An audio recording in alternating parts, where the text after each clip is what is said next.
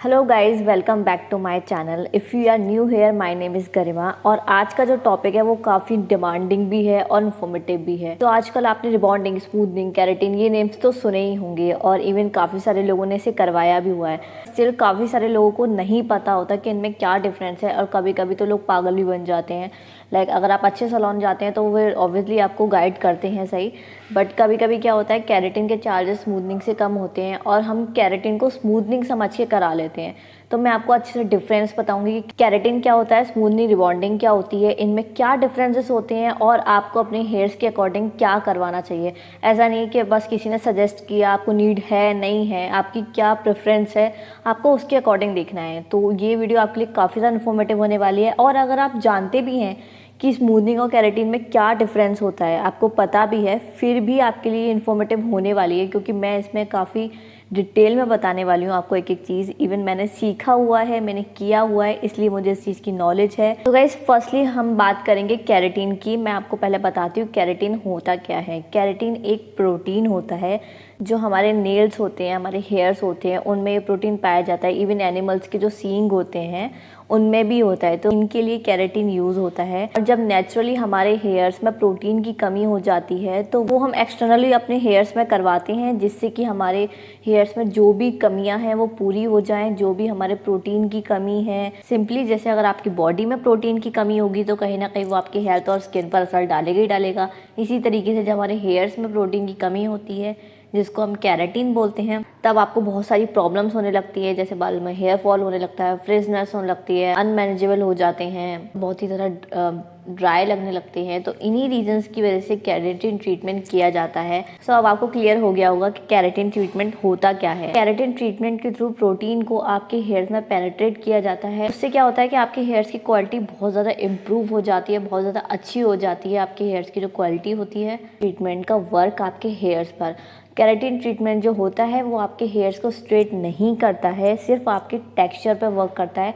आपके टेक्सचर को इम्प्रूव करता है, उसकी क्वालिटी काफ़ी अच्छी कर देता है, उसमें काफ़ी अच्छी शाइन आ जाती है, सॉफ्ट हो जाते हैं, मैनेजेबल हो जाते हैं। ऐसे नहीं कि मतलब कहीं भी आप बाहर जा रहे हो वो ऐसे अजीब से हो जाते हैं ना यार, वो नहीं होते हैं।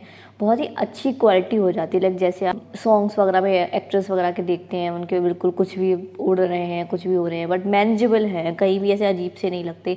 आपके हेयर्स ऐसे ही हो जाते हैं केराटिन ट्रीटमेंट के थ्रू। और कुछ लोग ऐसे बोलते भी हैं कि नहीं आपके हेयर स्ट्रेट हो जाएंगे, तो स्ट्रेट तो नहीं होते। चीज़ का अपना अलग अलग काम होता है। उसका जो फोकस है वो आपके हेयर्स को इम्प्रूव करने में है, आपकी हेयर्स की क्वालिटी को अच्छा करने में है, तो वो स्ट्रेट नहीं करता है। बट हाँ, आपके 20 to 30% स्ट्रेट हो जाते हैं। और वो क्यों होते हैं मैं बताती हूँ आपको उसका रीज़न भी। अगर उनकी क्वालिटी अच्छी हो जाती है तो ऑटोमेटिकली थोड़े स्ट्रेट फॉर्म में ही आ जाते हैं। अगर वो फ्रिज नहीं हो रहे हैं तो वो एक स्ट्रेट फॉर्म में ही आ जाते हैं। मैं कर्ली हेयर्स की बात नहीं कर रही हूँ, उसके अलावा जो भी हेयर टाइप्स होता है, अगर आप देखोगे कि वो अच्छे से मैनेजेबल हो रहे हैं तो वो एक स्ट्रेट फॉर्म में ही आ जाते हैं। तो अब मैं बताती हूँ आपको स्मूथनिंग और रिबॉन्डिंग के बारे में। पहले तो मैं आपको बता दूँ कि रिबॉन्डिंग और स्मूथनिंग में डिफरेंस है, बट कोई मेजर डिफरेंस नहीं है। मतलब ये दोनों ट्रीटमेंट अलग अलग नहीं है। अगर आप सैलून में बोलोगे कि मुझे रिबॉन्डिंग करवानी है और अगर आप सैलून में बोलोगे कि मुझे स्मूथनिंग करवानी है, तो दोनों में ही प्रोडक्ट सेम यूज़ होते हैं। दोनों के लिए अलग अलग प्रोडक्ट यूज़ नहीं होते हैं। जैसे केराटिन में अलग यूज़ होता है, ऐसा इसमें नहीं है। बस डिफरेंस है इसके प्रोसेसिंग में। अगर आप चाहते हैं कि मेरे बाल स्ट्रेट हो जाए, मेरे बाल बहुत वॉल्यूम है, कर्ली हैं, या आप चाहते हो कि मैं बार बार सैलून नहीं भाग सकती हूँ, मैनेज नहीं कर पा रही हूँ, मेरे को स्ट्रेट लुक चाहिए, वो भी नेचुरल वे में, तो आप स्मूथनिंग की साइड करवा सकते हैं। वो क्या करेगा, आपके हेयर स्ट्रेट तो करेगा ही, कि हेयर्स में वॉल्यूम भी रहेगा, एक नेचुरली स्ट्रेट लगेंगे। और जो रिबॉन्डिंग होता है वो एक अलाइन स्ट्रेट होता है। दोनों में डिफरेंस होता है। जैसे इस टाइप की जो स्ट्रेट है वो स्मूथनिंग में आ जाएंगे। जैसे आपका ऐसा लगेगा कि नेचुरली ही आप बाल आपके स्ट्रेट हैं, बट जब आप रिबॉन्डिंग करवाते हैं तो उसमें एक अलाइन स्ट्रेट होते हैं। टोटली डिपेंड्स ऑन यू कि आपकी क्या चॉइस है, आप तरीके के लोग प्रेफर करते हैं। बट मोस्टली साइड लोग स्मूथनिंग करवाते हैं, उससे क्या लोगों के बाल स्ट्रेटनिंग हो भी जाते हैं और थोड़ा वॉल्यूम भी रहता है और नेचुरल भी लगते हैं। यही डिफरेंस होता है और कुछ डिफरेंस नहीं है। सो कंफ्यूज मत होना आगे से, और कोई डिफरेंस नहीं है। केराटिन स्मूथनिंग से बहुत अलग है। केराटिन में आपका सिर्फ इतना ट्रीटमेंट यूज होता है, वो होता है प्रोटीन ट्रीटमेंट। आपके बालों को लैमिनेट करता है। बट स्मूथनिंग में आपकी अच्छी खासी केमिकल क्वांटिटी लगती है, आपके जो क्रीम लगती है, न्यूट्रलाइजर लगता है, वो भी काफ़ी अच्छी क्वांटिटी में लगता है। स्मूथनिंग में सबसे पहले आपके बॉन्ड को ब्रेक किया जाता है। उसमें क्या है कि आपके जब बॉन्ड टूट जाता है उसमें आप जो भी शेप दोगे अपने हेयर्स को वो वैसी शेप में हो जाएंगी, क्योंकि आपका जो नेचुरल बॉन्ड है वो केमिकल के थ्रू तोड़ दिया गया है, ब्रेक कर दिया गया है। उस टाइम जो हमारे हेयर्स होते हैं बहुत ज़्यादा वीक होते हैं, जो भी शेप दोगे वो वैसे के वैसी हो जाएंगे। तो उनमें प्रेसिंग की जाती है, अच्छे से स्ट्रेटनिंग की जाती है, उसके बाद उसको न्यूट्रलाइजर से लॉक कर दिया जाता है। यही बात करें रिबॉन्डिंग की तो उसमें भी यही प्रोसेस रहता है, बस उसमें थोड़े कम बालों में बहुत ज़्यादा स्ट्रेटनिंग होती है। लाइक जैसे स्मूथनिंग में 10 टाइम स्ट्रेट हो रहे हैं तो आपके रिबॉन्डिंग में आपके 15 to 18 टाइम्स स्ट्रेट होंगे, बहुत पतले पतले बालों को लेकर, जिससे कि आप जैसा लुक चाहते हो वो वैसा लुक बन जाएगा। दोनों के बारे में काफ़ी अच्छे से आपको बता दिया है कि दोनों क्या क्या होते हैं। कि आपको थोड़ी प्रोसेसिंग बताती हूँ। लाइक केराटिन में आपका 2 बार शैम्पू होता है, जिससे कि आपके बाल शैम्पू के थ्रू उसको बॉन्ड को ब्रेक किया जाता है और केराटिन उसके बाद आपके बालों में लगाया जाता है, फिर वो पेनिट्रेट होता है, उसके बाद उसमें प्रेसिंग की जाती है। और जब प्रेसिंग के बाद वो बाल स्ट्रेट हो जाते हैं तो हमें क्या लगता है कि बाल हमारे ऐसे ही स्ट्रेट रहेंगे, बल्कि वो स्ट्रेट इसलिए किए जाते हैं क्योंकि उसमें हीट की ज़रूरत होती है, और जब अच्छे से हीट मिलती है तो वो बालों में अच्छे से पेनिट्रेट हो जाता है जो ट्रीटमेंट हमारे बालों में लगाया गया है। स्ट्रेटनिंग करने का ये मोटिव होता है जिससे कि जो हमारे बालों में जो केमिकल जो ट्रीटमेंट लगा है वो अच्छे से पेनिट्रेट हो जाए, जो बॉन्ड हमने खोला है उसमें अच्छे से लॉक हो जाए, और इस वजह से उसमें हीट दी जाती है जिससे कि आपके बालों में शाइन आती है। तो आपकी जितनी अच्छी स्ट्रेटनिंग होगी ना उतनी ही अच्छी आपके बालों में शाइन आएगी, क्योंकि वो अच्छे से पेनिट्रेट हो जाएगा।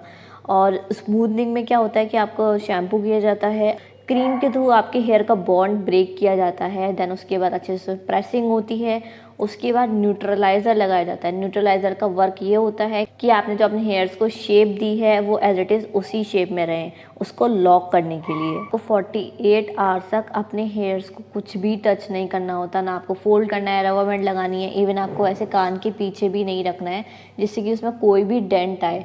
आपको ना तो इस तरीके से फोल्ड करना है, ना इस तरीके से पीछे करना है, ना इस तरीके से आपको रबर बैंड लगानी है, कुछ भी नहीं करना। आपको एज इट इज़ ऐसे ही स्ट्रेट रखना है, या फिर आप पीछे कर सकते हैं, दैट्स इट। इसके अलावा आप 2 दिन तक कुछ नहीं कर सकते जब तक आप सैलून में फर्स्ट वॉश ना करा लो। ये आपको बहुत ध्यान रखना पड़ता है। पर केराटिन में ऐसा कुछ नहीं होता, आप आराम से थोड़ा रबर बैंड भी लगा सकते हैं और कुछ भी आप ऐसे फोल्ड कर सकते हैं या टच कर सकते हैं, उसमें ऐसी कोई प्रॉब्लम नहीं होती है। बट हाँ, फर्स्ट वॉश आपको केराटिन का भी अपने सैलून में ही कराना होता है। जहाँ नेक्स्ट पॉइंट आता है हमारा प्रोडक्ट्स का एंड दोनों की प्राइस लिस्ट का।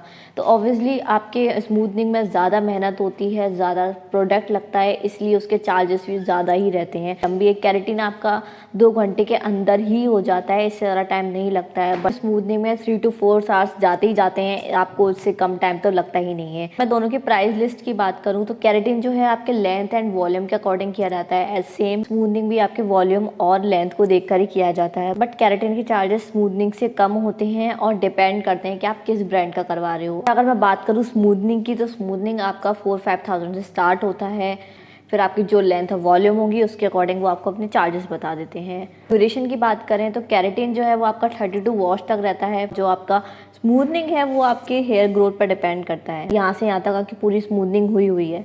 आपके न्यू हेयर्स आएंगे, जो न्यू ग्रो होगी उसमें तो केमिकल नहीं लगाना, तो वो तो आपके जैसे नेचुरली हेयर्स हैं वैसे ही आएंगे। लाइक एग्जांपल दूँ तो आपको जैसे ये मेरी स्मूथनिंग हुई है, जब मेरे न्यू हेयर्स आएंगे तो ये वाले जो बाल है वो यहाँ आ जाएंगे और यहाँ पर मेरी न्यू ग्रोथ हो जाएगी। ऐसे वो ग्रो होकर नीचे आते रहेंगे और आपकी स्मूथनिंग यहाँ से ऐसे नीचे खिसकती जाएगी। बाकी आप हेयर कट भी ऑब्वियसली करवाओगे तो यहाँ से आपके हेयर्स कट होते जाएंगे, ये नीचे आती रहेगी। तो इस तरीके से आपकी स्मूथनिंग जो है वो ख़त्म होती है।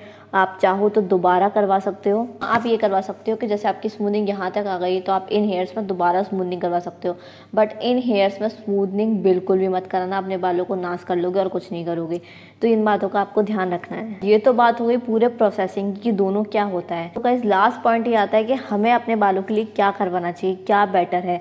तो मैं आपको सजेस्ट करूँ, अगर आपके हेयर्स की हालत बहुत ज़्यादा ख़राब है, अगर आपके हेयर्स में सच में कुछ नीड है कि आपके हेयर्स अच्छी क्वालिटी के हो जाएं जैसे ये मेरे हेयर्स है, मैंने जस्ट अभी वॉश करके वीडियो शूट करना स्टार्ट किया है। मैंने ना ब्लो ड्राई किया है ना स्ट्रेटिंग किया, कुछ भी नहीं किया है। वॉश करके ये अपने आप ही एयर ड्रायर हुए हैं और इन्हें मैंने कुछ नहीं किया, बट फिर भी ये थोड़े थोड़े स्ट्रेट फॉर्म में लगते हैं।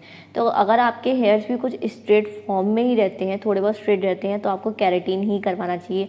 उससे क्या होगा कि आपके हेयर ऑलरेडी स्ट्रेट जैसे लगते हैं तो और अच्छे हो जाएंगे और स्ट्रेट वाला लुक भी आ जाएगा। बट अगर आपके बालों में बहुत ज़्यादा वॉल्यूम है और कर्ली बहुत ज़्यादा है, तो कि मेरा एक स्ट्रेटन लुक ही रहे हमेशा, मैं बार बार सैलून ना भागूँ, स्ट्रेटन ना करना पड़े मुझे, स्मूथनिंग करवा सकते हो, कोई प्रॉब्लम नहीं है। बट अगर आपको लगता है मुझे स्ट्रेटन लुक नहीं चाहिए, मेरे बालों की क्वालिटी अच्छी हो जाए, तो फिर आपको केराटिन ट्रीटमेंट करवाना चाहिए, स्मूथनिंग नहीं करवाना चाहिए। और मैं आपको सजेस्ट करूँगी, जैसे केराटिन ट्रीटमेंट है आपका 32 वॉश मीन्स 3 to 4 मंथ्स चल जाता है, आप उसको अगेन करवा सकते हो, उसमें कोई प्रॉब्लम इतनी नहीं होती है। बट स्मूथनिंग ऐसा नहीं कि आपकी एक बार ख़राब हुई, ख़त्म हुई और आप फिर से कराने चले गए। एटलीस्ट आप 1 to 2 ईयर्स का गैप रखना ही चाहिए, क्योंकि वो जो केमिकल होता है ऑब्वियसली अगर आपके हेयर के बॉन्ड को ब्रेक कर रहा है, तो वो केमिकल हाई होता है जो आपके बालों को डैमेज करता है। बार बार स्मूथनिंग कराने से फिर आपके हेयर एक दिन रहेंगे ही नहीं, तो क्या ही स्मूथनिंग करवाओगे। अगर बात करें दोनों की केयर की, तो दोनों में ही आपको केयर करनी ही करनी है। ऑब्वियसली जिस ब्रांड का ट्रीटमेंट लिया है आपको उसी ब्रांड के शैम्पू कंडीशनर यूज़ करने हैं, बट आपको स्मूथनिंग में एक्स्ट्रा केयर करने की ज़रूरत है। आपका शैम्पू कंडीशनर अच्छे से लगाना है, सल्फेट फ्री शैम्पू लगाना है दोनों में ही, और साथ में आपको मास्क भी लगाते रहना है। इसलिए आपके हेयर्स पर केमिकल लगा है तो आपको उतनी ही केयर करनी है अपने हेयर्स की। तो उसको अच्छे से आप मास्क लगाओ, हफ्ते में एक बार अपने 10-15 मिनट के लिए छोड़ दो, स्टीम लो अच्छे से। आप चाहो तो ऑयलिंग भी कर सकते हो। आई थिंक मैंने हर टॉपिक को कवर कर लिया है, आपको समझ में आ गया होगा दोनों का डिफरेंस, साथ में दोनों के वर्क भी क्या होते हैं। आई होप आपको अब सब कुछ क्लियर हो गया हो और वीडियो अच्छी लगी है, आपको कोई चीज़ समझ में आई है, नहीं आई है, कुछ भी पार्ट आपको अच्छा लगा हो तो कमेंट में ज़रूर बताना। मिलते हैं नेक्स्ट वीडियो में एक और इन्फॉर्मेटिव वीडियो के साथ।